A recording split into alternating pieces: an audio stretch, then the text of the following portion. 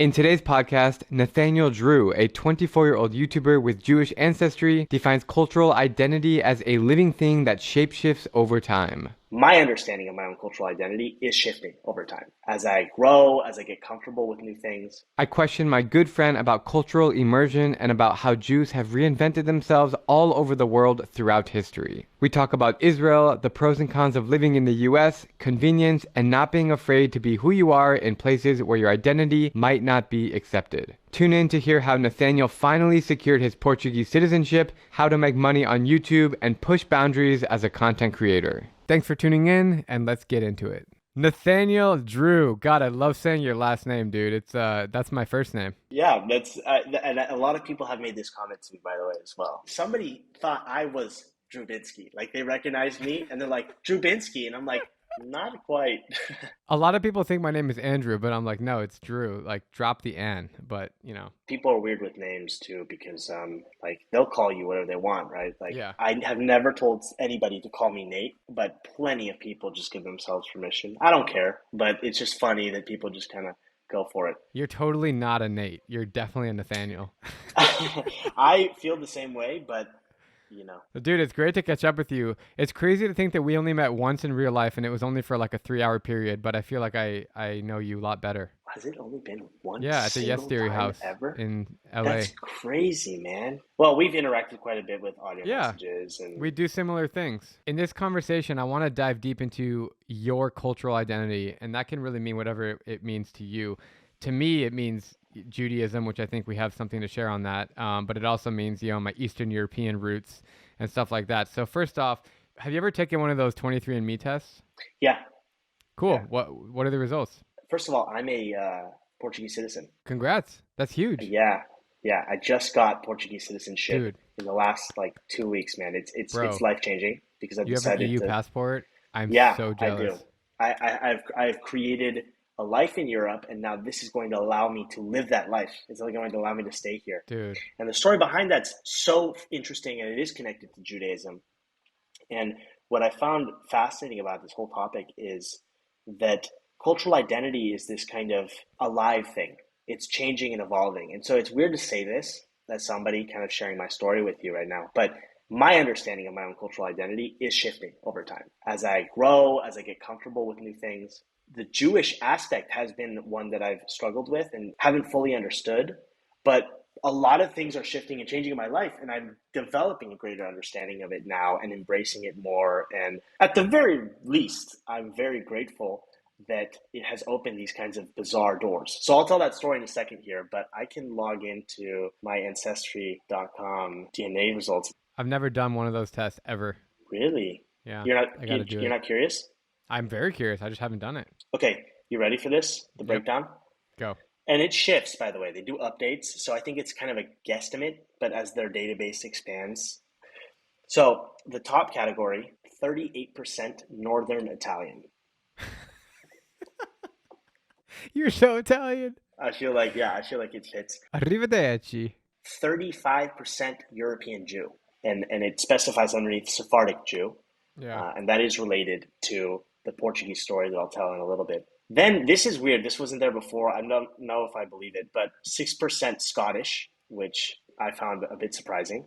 5% Spanish, 4% Levant. I'd have to look into that, but that's a new result that I didn't have before that I was surprised by. You know what Levant is? It's like Israeli or Lebanese. Okay. Yeah. Or Syrian. 3% French, 3% Portuguese, 2% North African, 2% Southern Italian, 2% Irish. We're all 1% of everything, so that's right. More irrelevant. But the 35% Northern Italian and 35% Jew, which means Sephardic, which means from Spain or Portugal. Right. Interesting. So have you dug deep into where those roots come from? I have been. And this is why I say that cultural identity is this alive thing. It's this ever evolving thing. Because now with this new citizenship I have, first of all, just finding out about that and discovering my eligibility and getting it has opened my eyes to a lot of things. I actually did not grow up knowing I had Sephardic Jewish background. Okay. I always say this. I'm the least Jewish Jew out there, for a variety of reasons. I know plenty. It's probably not true. Yeah, it's not true. It's probably not true. There's even less than me, but I'll give you a variety of examples as to how I'm not Jewish and somehow Jewish at the same time. So my mom's not Jewish, so that's kind of an issue right there. I wasn't. My parents are not practicing or religious, and I wasn't raised going to the temple, or like I didn't have any of the traditions. Didn't have like a bar mitzvah or any of that kind of thing, and it just wasn't really talked about that much. Honestly, all I knew was that my grandparents on my dad's side are Jewish. They practice certain things, but they're kind of more laid back about it. But as I kind of, I was looking for ways to get citizenship or long stay visas or residency basically in Europe, and originally I thought it was going to be possible through my Italian background, and discovered that it was going to be quite difficult. And then I stumbled upon this essentially this law of return that was passed in Portugal and also in Spain for Jews that were persecuted during the Spanish Inquisition. Oh, and man. It was explaining how it was like, if you have Jewish relatives maybe born in like North Africa or something like that, this might be you. And I was like, that's weird. My grandma was born in Egypt. So that really was like maybe I am eligible for this. So I asked her and I talked to her about this, and I've discovered so many fascinating elements that have kind of filled in this picture over the last few years. Discoveries like, my grandma knew words in the now basically extinct language of Ladino. I don't know if you've ever heard of this. Never. Ladino was a language that was spoken by Sephardic Jews. It's very similar to Spanish, but it isn't. The spelling's different. And I had family members that can speak that language, and just, as I've dug deeper, I'm going to tell a story. I'm going to basically let the world know for the first time that I have Jewish ancestry, besides the conversation I shared with my mom online, or my grandma online. And it's been so cool to discover the crazy story of the Spanish Inquisition and how Jews lived in the Iberian Peninsula for 800 years. I mean, longer, but 800 years during this up until the period 16th century, right? Exactly. So up until the 15th century, they were around for centuries and centuries. But during this really interesting 800-year period where the Moors took over the Iberian Peninsula, and Jews actually got along better with Muslims at that time than with the Christians. And so they sort of thrived actually under Islamic law because they were people of the book. They were seen as people of the book. And so like they gained status in society, and they were merchants and whatnot. But during that 800-year period, there was this battle, right? And the Christians took back the Iberian Peninsula. And then when they won finally and beat the Kingdom of Granada, they kicked out all the Jews. They either killed them, converted them, or said, get out of here. So that's what happened. That's what my family, a big chunk of my ancestors, not all of them, did. They lived in communities in North Africa. So I'm learning about this in real time. Basically, is what I'm saying. Do you feel more connected to Judaism knowing what you just told me? Yeah. I gotta say that I can't ignore the enormous impact it has had on my family. I had this realization recently where I don't know if these sorts of things are carried in genes, but I do feel this connectedness to my family in that I have this obsession with cultural immersion, immersing myself in different cultures, learning different languages, seeing different things, right? And that feels like what my ancestors had to do over and over again. It's like it feels like it was passed on through the generations, I have the same obsession, bro. That's why I launched this podcast called Roots of Humanity. That's the name of this podcast. And I'm obsessed with other cultures, how we identify ourselves, how do we speak different languages, and how do we carry on traditions. I think it's fascinating. So do you think you will ever practice Judaism knowing what you know now? I'm not a religiously inclined person. I consider myself spiritual. But the cool thing about Judaism is that it's more than just a religion. It's a nation, right? Is kind of how you could kind of describe it. And at the very least, I don't like to predict how things are going to go in the future, but at the very least, I see myself learning a lot more about the customs, about the history, and understanding why things are the way that they are, Have you been to Israel? I have, yeah. I did like a birthright thing. Yeah, same, birthright, back in 2009. You're young, aren't you? You're like 25? 24. Yeah. So you were like, what, 10 years old in 2009? Actually, yeah, something like that. I was like 12 maybe? Yeah. I mean, I could talk about Judaism a lot. I mean, I was bar mitzvahed. Both my parents are Jewish. On my mom's side, I have Orthodox, which is super religious. They live in the Orthodox community of LA. And my great-grandparents come from either Lithuania, Austria, or Russia. Two of them come from Russia. The other two come from Lithuania and Austria. So it's all Ashkenazi Jew. And, I was raised going to Hebrew school. As of now, I'm probably the most Jewish in my family because my mom likes to practice a lot. I don't really do Shabbat or anything. I do if other people are doing it. but I'm more culturally Jewish. I'm like interested in it. Like as I travel, like Right. in Ethiopia, I went to this Jewish community. There's a huge Jewish community in Ethiopia in a town called Gondar. You would love it, dude. I'll send you the video that I made Really? there. But there's like 6,000 Ethiopian Jews that are like ultra religious, like with the hair on the side and the talit going, and when they pray, they like do the bow thing, and it's just fascinating to learn about Judaism around the world. And as you said, it's more of like an identity thing than in a nation than just a religion. I see it as more of like a way for me to connect with people and places around the world. I mean, dude, there's like a synagogue in almost every city. Even if it's not publicly on the street, there's like a small synagogue somewhere. And obviously in Europe, like every town and village has a synagogue. But even in like Africa, like in Kampala, Uganda, there's a really cool synagogue. In Fiji, there's a synagogue. So I don't know. The most interesting thing about Judaism to me is that there's only 16 million Jews in the world. Yeah, and it's amazing to see like how the worldwide population of Jews has only recently eclipsed the population that of Jews pre World War II. Yeah. I don't know if you knew that. I found that absolutely shocking. And then also, like, just in general, to think that there are any Jews at all. After all of the persecution that took place, there were hundreds of thousands of Jews at the very least that lived in the Iberian Peninsula Yeah. centuries ago. But, and that would be millions and millions of people today had that not been like this sort of disaster zone. The estimation is that if there was no Holocaust or no World War II, there would be like 70 million Jews right now. And right now there's 16 million. That's the And think estimation. about this, it would be way more if all the stuff that happened before the Holocaust also didn't happen, right? Because did you know that on 15 different occasions between the 13th and the 16th century, European countries just kicked out the Jews? Like it was a recurring thing. That's part of the reason why Jews are typically successful is because they always have to find a way to reinvent themselves and like survive. Like they're kicked out of some place, they got to go find out how to make a life in a new place. They're merchants, they're traders, they know how to start their own businesses and they know how to talk to people. And that those characteristics have just continued on to today. It's really fascinating actually. It's if you look at the Fortune 500 companies, I don't know the exact stat, but it's like 20% of the CEOs are Jewish, and like in Hollywood, it's run by Wow, Jews. Dude, it's that's crazy, insane. man. It's crazy. So next time you watch a movie, look at the credits and look Right, at all the Bernsteins and Goldbergs in the credits, and right. it's pretty and Hoffmans. It's pretty wild to see it. But I'm honored and blessed to be born Jewish because I had no choice to be born Jewish. It's just what I was born into.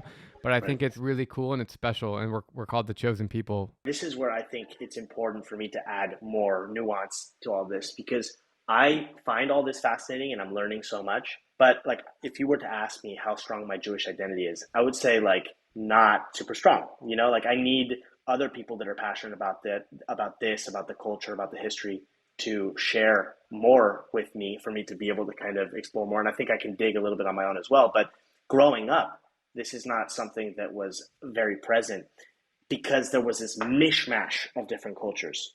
And so there's a little bit of this and a little bit of that. And even like my grandmother, who my Portuguese citizenship is possible thanks to, she was born in Egypt, right?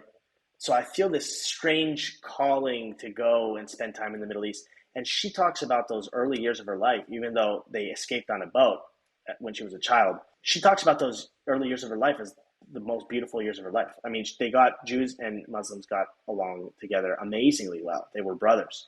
And so I feel this draw towards Egypt and Egyptian culture. We're not even talking about my mom's side of the family, which is like Italian and French and Spanish, and the fact that I was born in the United States with two immigrant parents. So I didn't feel fully American, quote unquote. You're pretty American though. I think there's certainly American qualities that I have for sure. You do not Absolutely. like that comment that I just made. No, I don't dislike it. I don't dislike it Okay. because interestingly, as I've lived in a different country, now that I'm established in France, my dislike towards the United States has kind of come down a little bit, and I'm able to appreciate the amazing things that country has offered and the Yeah. opportunities that Yeah. society has given me. But I feel like I've been in the mix of a whole bunch of different things that were clashing because when I went to Argentina and thought, oh, I'm going to be welcomed as one of them. I was not. I was not. I was seen as American, very American. Even though you're fluent in Spanish. Yeah, I'm fluent in Spanish, and I'm Argentinian to anybody who isn't Argentinian or Uruguayan. But Two Argentinians and Uruguayans, they can tell. I didn't grow up there. How many languages do you speak? 4.5. English, French, Spanish, Italian, and Portuguese. In order of fluency after English. English, maybe now, honestly, French or Spanish are probably at the same level. Then Italian, then Portuguese. That's so cool, man. I wish I could say the same. I can speak Spanish, but not the rest. Yeah, and your Spanish is impressive, man. It's yeah, impressive. I can get by. I can have any conversation, but I can't go deep into conversations. But yeah, I mean, I grew up in Arizona, bro. There's a lot of Spanish speakers down here. My mom speaks fluent too. She's from El Paso, Texas, on the border of Mexico. Yeah. I think it's so interesting to talk about any one of these facets, but none of them compose the entire piece of me. And I struggle to feel an allegiance towards one single thing, if that makes sense. I don't want to pick, and I'm not the kind of person that feels this intense, like, patriotic feeling towards any country. It just doesn't work for me. I think I kind of see the bigger picture, which is we are a blend of things. You know what I mean? Like, it's a total mix. It's funny because my dad's side is genetically very Jewish. Like, his score when he did the ancestry test was like at least 85% Jewish, I think more maybe, which is nuts. It's crazy there's a lot of comments I want to say first about America, or second about America, but the comment that you just said about how we are a big mix. The United States of America is a huge melting pot of cultures. Yeah. So is Australia, so is the UK. Portugal is also, but there's a lot more like deeply rooted Portuguese people that their ancestors have been there for 5,000 years. What's interesting, have you been to Korea? Not yet. That's like the most homogenous country that I can possibly think of. Right. Like, they can trace their last names to like the same 3 dynasties, like Kim, Park, or Choi. It's so fascinating how genetically similar they are. I don't know. Like, I'm completely going off topic here, but I think that's the cool part about a podcast, because you can do that stuff. Like, America, like, there's no 2 people in the U.S. that look the same. It's almost impossible to find, like, unless you're like brother, sister. But if you go to someone's house and go to the next door neighbor, they're going to be some mix of something. But in Korea, they're like not mixed at all. They're just so Korean. I think it's fascinating. I used to live in Korea. I'm looking at the map here to my left, but there's a lot of other countries in the world that are really homogenous. Some in sub-Saharan Africa. I can't generalize across the board because you're absolutely right. There are some countries. Japan, I think, is another example of Japan is another. Yep. Japan's another. They've never been colonized. Did you know that in Japan? I am not surprised, but I didn't know that for a fact. They're like one of the only countries in the world that have never been colonized. Is Ethiopia also? Good man. Yeah. Good man. I don't know if the UK has ever been colonized by or England by like another. Well, they power. colonized themselves, right? Like exactly. But no, it's fascinating, dude. By the way, when I keep looking this way, there's a map of all the countries I've been to and pins on the wall. Oh, so that's it's just brilliant. like an easy to reference thing. You could just, honestly, man, you could just say this is a map of all the countries because that's synonymous with all the countries you've been to. So I just visited my 50th state, Hawaii. I got back like 2 days ago. Oh, that's cool. State. Okay. Yeah. Was that for like a video boring, or just a genuine interest? Yeah, it's kind of boring, honestly. Hawaii is just like Beverly Hills on an island, to be completely honest. It lacked a lot of culture. One thing I love about you, man, is that you're not afraid to just say, I like or dislike this. You know, you're respectful. But the videos where you talk about the countries you genuinely had an awful experience in, I love those videos because you know what? There's so much BS. There's people out there that they claim to be travel hosts or whatever, and they never say anything negative. It's like, are you kidding me? I mean, I have my own bad travel experiences, and I'm not afraid to share them either. It's like, people should know. People should know. It's so important to be open and transparent and honest in my storytelling, and like, not everything is rainbows and ponies, and I have to restrict myself from going too deep into and more or less, like, I don't want to shit on countries just because of something that was out of my control, like food poisoning or pouring down rain the whole time, or I got in a car accident. Like, that stuff can happen anywhere. So I try to be mindful of that. But no, I mean, dude, if shit happens, then like, I gotta say what happens, you know. And truth be told, like, there's a lot of negative experiences that I've had that I've just never talked about before. I want to talk about America a little bit more. You said something like you're living in Europe now, so you're not like fully attached to the U.S. It's interesting because I go in waves. From the year 2012 is when I first moved to Prague to study abroad until COVID. So 2012 until 2020, I was like 80% of the days I was not in the U.S. of that time. I would just come home to like visit my family and stuff. There was a point where I didn't come home in like 2 full years, actually. I felt a big disconnect to the U.S.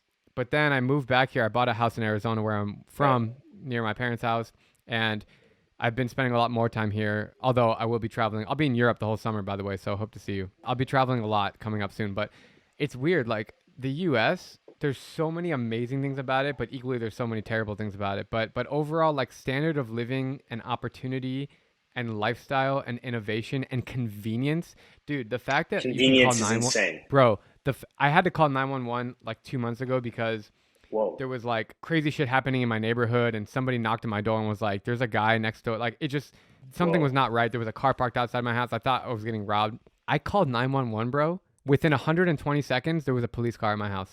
No way. I couldn't believe it. I could not No believe how way. quickly, within 2 minutes, Deanna was right next to me. Within 2 full minutes, there was a police car right at my house.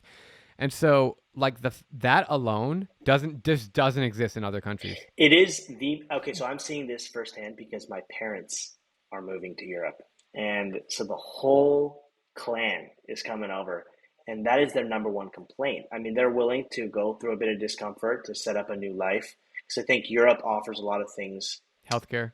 Healthcare, there's a higher quality of food, like a much higher quality of Yeah, food, in my opinion. sure. There's an aesthetic beauty like to cities and architecture that is Yeah, less present in the United States.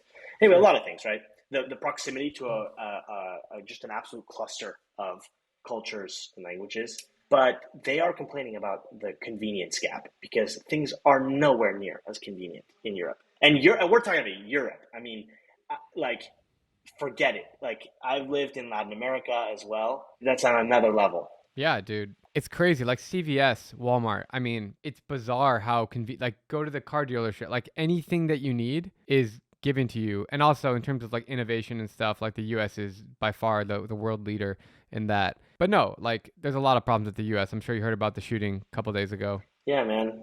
The Yeah. two shootings that were like back to back days. I mean, it's terrible. I don't want to get into a whole gun talk right now, but there's a lot of problems with the US too. And so when I do travel, I'm like I see those problems a little bit more closely. No, I think it's definitely a benefit that we grew up here. Like, think about the opportunities that we have, like the school systems, like the universities. Did you go to the university? No.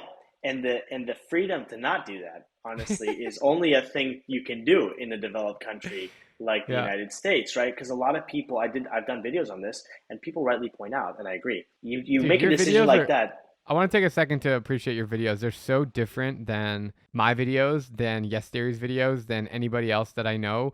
Like you're a traveler, so a lot of your content inherently is in other countries and traveling, but you dive so deep into topics that I've never even thought about before.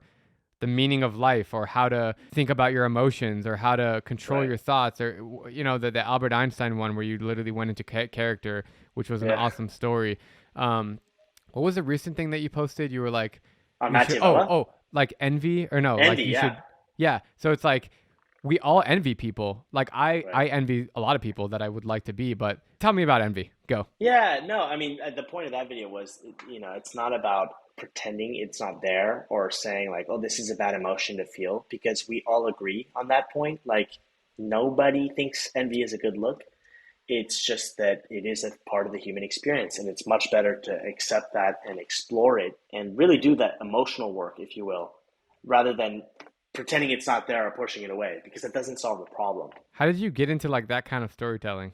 I don't know, man. I think there's a something in me that is very attracted to what I consider as the ultimate trip, which is the that kind of journey inwards, And I love seeing the world and experiencing the world, but I've had enough trips to different countries that were not purposeful that I don't want to do that anymore. I don't want to do that at all. It always has to be fueled by this kind of deeper search. And so I try to link the two together. I try to link my geographical trips with an exploration of the mind. Um, and it's spiritual. There's a spiritual element to it too. What are you working on right now? So I have the daily routine of Frida Kahlo coming out, where I actually, for the first time in my life, got in full makeup. Like my mom did full makeup with flowers in my hair, With the unibrow? unibrow, yeah.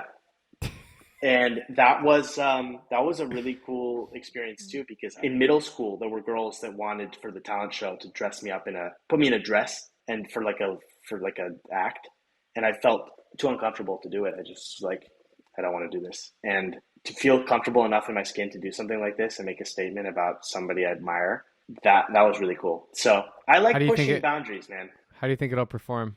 The thumbnail is definitely eye catching. I have no idea, man. I don't do predictions anymore because I don't know what will click with people. I feel that, dude.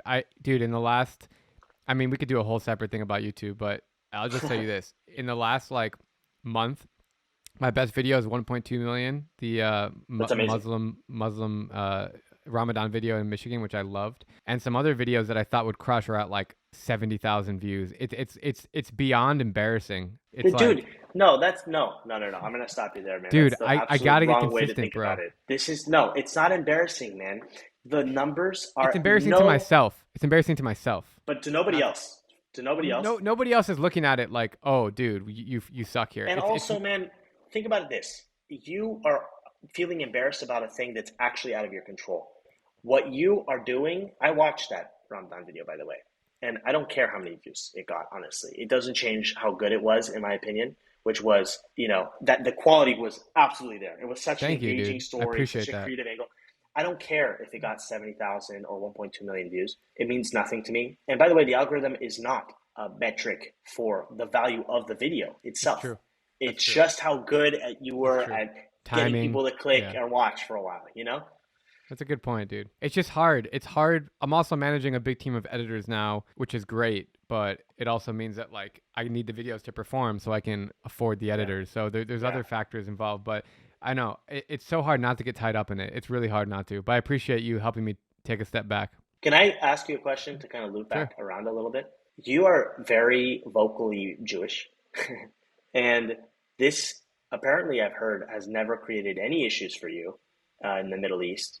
Could you? I don't know if you've talked about this. I'm sure you have, but can you talk about any experiences of anti-Semitism, if at all, that you've experienced around the world?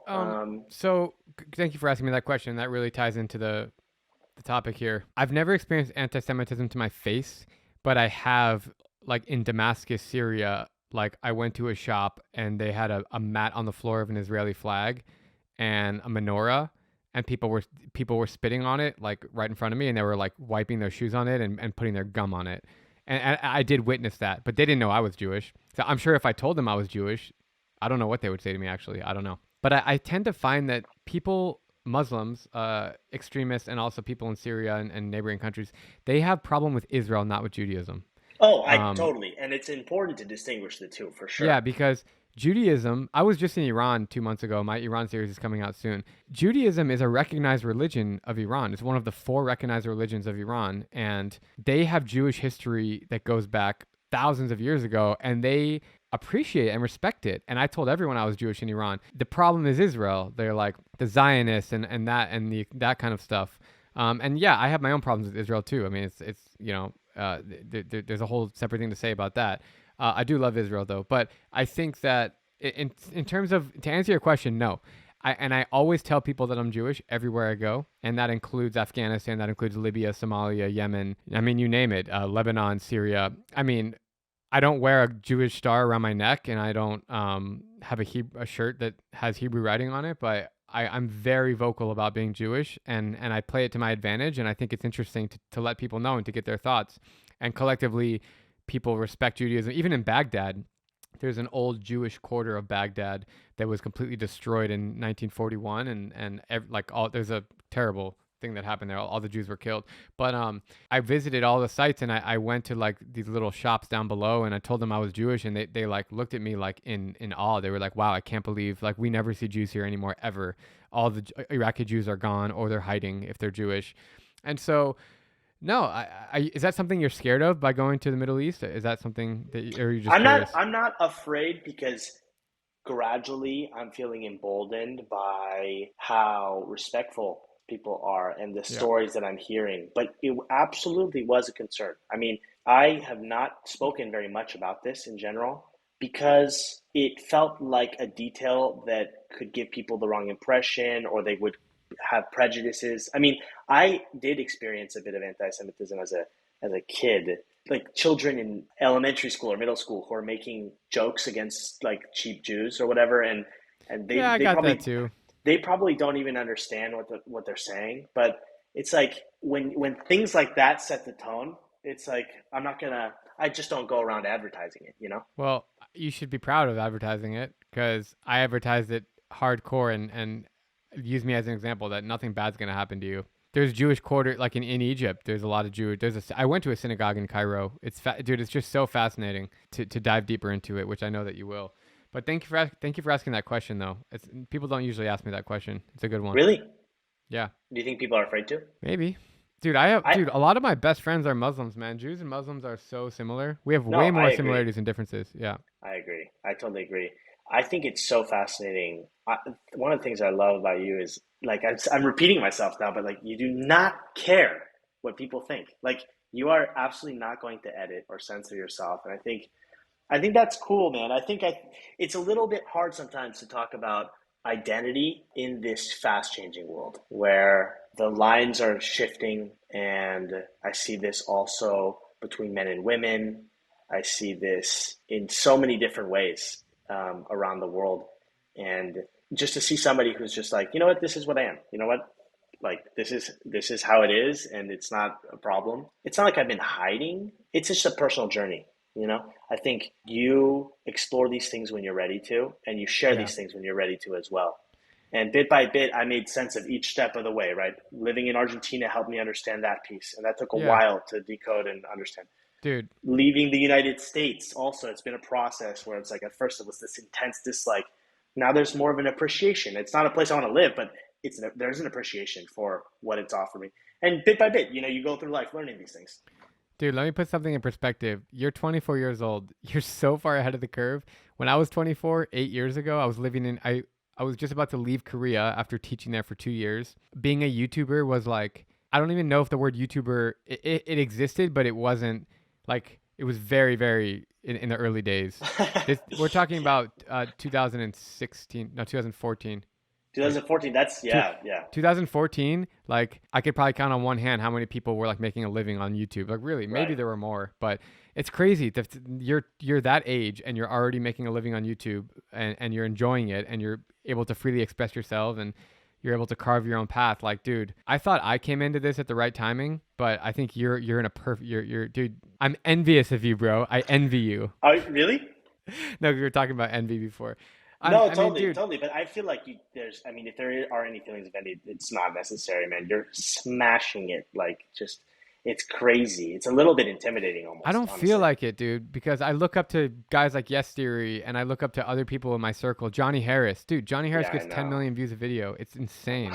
I How know. can you, like, seriously though, like, how can you not try to compare yourself to someone like him? But Like, we're all how? doing our own thing, man. I mean, I don't even put you in the But same so category, man. my main goal in doing what I do is to inspire others to travel and introduce them to the world because when other people travel, they become better person and the world becomes a better place. So in order to inspire more people, I would love to get 50 million more views on my videos. Forget about the money. I genuinely want more people to see my content. So I feel like what I'm putting into the world is good. So it's hard Yeah, but hold on. to, There's more nuance there, I think. Is it just that, or is it a feeling of accomplishment, this hunger for greater recognition or fame or higher income? Like, how big do you have to build things, Because what you've done a generation ago was unthinkable, right? Like, I don't even know how many hundreds of millions of views you've gotten on your channel, but it's sort of beyond what we can even comprehend already. So what if you get twice as many? Hey, at this point, you can't even measure. because you always want more. I mean, dude, it's the same. And if you're a basketball player, like you're obviously going to look at LeBron James, and whether you admit it or not, you're going to want Right. to get to his level. So or an actor in Hollywood. There's really no stopping, and there's really no who's at the top of the ladder. Like, what do you want to like be richer But than does Elon it Musk? matter? I mean, there's one Drew Binsky. There will never be another Drew Binsky, in my opinion. I mean, you've done this thing at this time in history in this way, being who you are, that cannot be replicated. Well, going to every country, that's a little more understandable because it's only been done by 250 people ish. So that's to put it in that category. You're right. In this point of time, to But be able that's to not what I'm talking about. I'm not talking about the accomplishment of every country in the world. I'm talking about going to every country, being your Jewish self, sharing the story, your opinions, your Yeah. experiences. It is priceless. It's irreplaceable. None of the other 250 people lived those things and did it the way you did it, right? And nobody ever will. There will never be another Drew Binsky that did it in this way. You're flattering me, dude. It's been a great chat. There's a lot more things we can unpack here, but I think surface level, we covered a lot of really interesting things. Where and when am I going to see you? I'll be in Europe, like basically the next 2.5 months, starting June 15th. Are you going to be around? Is it Prague? Mostly Prague, but I'm moving around. You have a thing with Prague, huh? Maybe Yeah. I'll go see you in Prague. Come. I'm down for that, especially if we could, maybe shoot something together. Yeah, I would love to shoot something. Yeah. Otherwise, come to Paris, dude. Come to Paris. I'll come to Paris. I would love to see it with a local, bro. Oh, that will change your experience. Yeah, I'm not a fan of Paris as of right now. I've been 4 times. I'm not a fan of Paris. I can change it. I think I can change that. I think you can. Because I think Paris is one of those places, and this contributes to cultural identity and where you feel you belong or don't belong. Your experiences are shaped by the people that you have those experiences with and the time and place and what happens, right? Paris is a really awful city when you're there, without money, without resources, in a poor living situation. It can be brutal, but it can also be like the best city in the world if you're in the right space with the right people. And this is true for a lot of places, but it's especially true for cities like Paris, I think. I think man.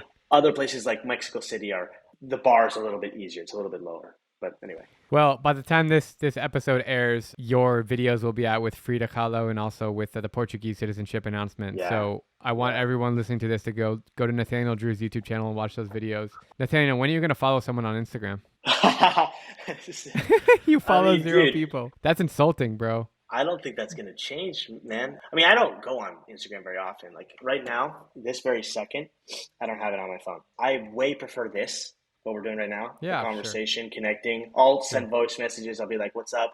Yeah. I don't want to know you. I don't want to see your stories. And I understand that people are like, what? Who do you think you are? You don't have to follow me. I don't expect anybody to follow me. If you told me right now, I don't follow you, bro, I don't care. I don't care, because I know you as a person and I care about you as a person, and that's what matters to me. I feel that. So we're losing that kind of human connection these days with the world, so it's great to hear your other approach. Cool, man. Well, dude, this has been a really good chat. Is there any words of wisdom you want to say to everyone in the world watching this as a final thought? Totally. I mean, I think being a blend of different things is a strength. It's not a weakness. And I think it takes time to understand if you have roots from different places, or you don't feel like you belong to the place you were born or where you find yourself currently, and lean into that, explore that. There's a term for it, right? Third culture children. More and more people are a part of that category. I also consider people who, even if they don't have that kind of background, they go and live for an extended period of time in another country, you just naturally become a global citizen, I think. And that's a strength. There's a wealth to that, right? In that kind of diversity of perspectives and opinions and experiences. So I hope that me kind of breaking that down and exploring that out loud with you can help some other people do the same thing for themselves, maybe. Thank you, Nathaniel. Muchísimas gracias. Merci beaucoup. And obrigado. And grazie. Grazie. Very good. All right, dude. We'll chat soon. Appreciate you. Sounds good, man. Thank you so much for tuning in to this podcast episode. If you feel inspired by this conversation, please share it with somebody who would enjoy listening. And if you're here for the first time, make sure to subscribe on Apple Podcasts, Spotify, YouTube, or wherever else you get your podcasts. Also, don't forget to leave a review. Every week, I'm going to be looking through them and highlighting my favorite one. And with that all being said, I will see you guys next week.